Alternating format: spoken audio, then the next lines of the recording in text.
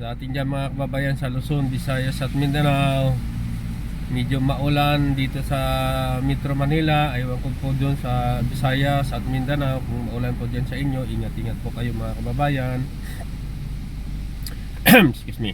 At sa ating din mga kababayan dyan sa buong Amerika, sa South America, North America at Latin America, at dyan sa Australia, sa Europe, sa United Kingdom at sa buong Asia, magandang araw po sa ating mga kababayan. Nandito naman tayo, magkita-kita tayo, mag-usap-usap tayo ng sandali lang mga kababayan.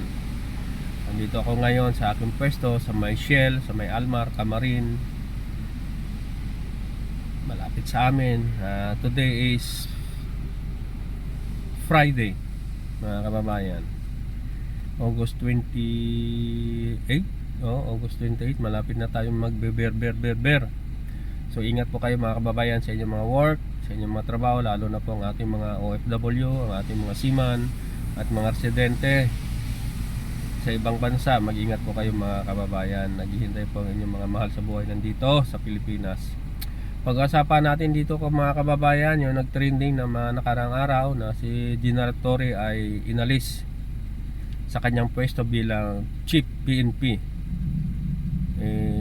Ang sabi mga kababayan, dahil meron po siyang ginawa na hindi tama, na i-reshuffle ang kanyang tauhan na kasunod sa kanya na hindi dapat mga kababayan. Yan daw po ay protocol talaga sa NAPOLCOM at sa DILG. Kasi noong unang panahon ni Duterte mga kababayan ay hindi sinusunod po yun mga kababayan. So ibinabalik lang daw sa NAPOLCOM ang tamang proseso. Sa akin nga naman mga pananaw mga kababayan ay tama lang na ibalik sa dating kinaugalian ng NAPOLCOM at sa mga PNP mga kababayan. So yun nga po, ang kanyang kasunod ni General Torre na si Narvates ay parang dinemote niya at pinadala niya sa Western Visayas. So yun ang nangyari mga kababayan. Pero so far ay si General Torre ay patuloy pa rin na nagsusuporta sa ating pamalaan, sa kay Presidente PBBM, at inaalok po siya ng bagong pwesto. Kung ako sa kanya mga kababayan ay tanggapin ko na ang pwesto na inaalok sa kanya ng administrasyon ni PBBM.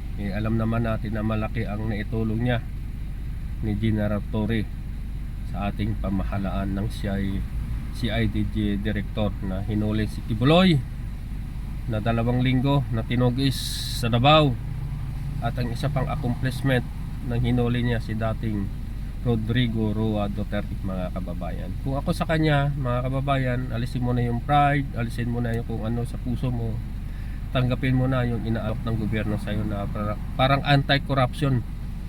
Magiging secretary siya, o di ka pantay niya ng mga ng mga secretary ng government, di ba? Mag-create ang government na para sa kanya. Alam mo naman ng ating presidente na ang kakaya ng mga batas. Tanggapin ko na lang yon ng ito pink mga kabayan. Isang pribileyo niya. Mahal. Kaya ako kay Jen sa kanya ng government mga kabayan. Para lang sa administrasyon niya, ang abilidad, lalo na sa ang isa pang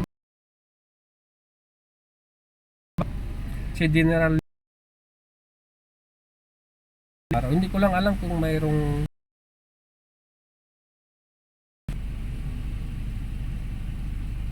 nakapag-aral, kasi naging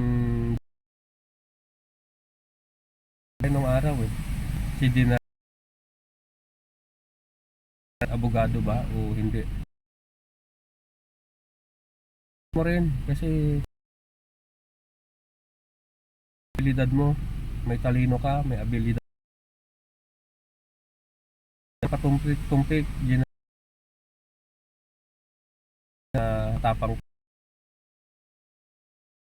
yan na magserbisyo, nawa buksan ang kanyang isip. Ganun, mali ka rin sa mga desisyon mo, hindi tayo perek mga kababayan, di ba? Mga tao, lahat nagkakamali sometimes sa ating mga desisyon, at sa mga maling desisyon na yan, doon tayo stay. So ma-upgrade na hindi na natin gagawin yung dapat natin gawin, di ba mga kababayan? Sa inyo, please like and share and just comment down below mga kababayan. Sana makakuha ako ng pasayro. Ayan, wala pang pasayro mga kababayan, wala pang fax.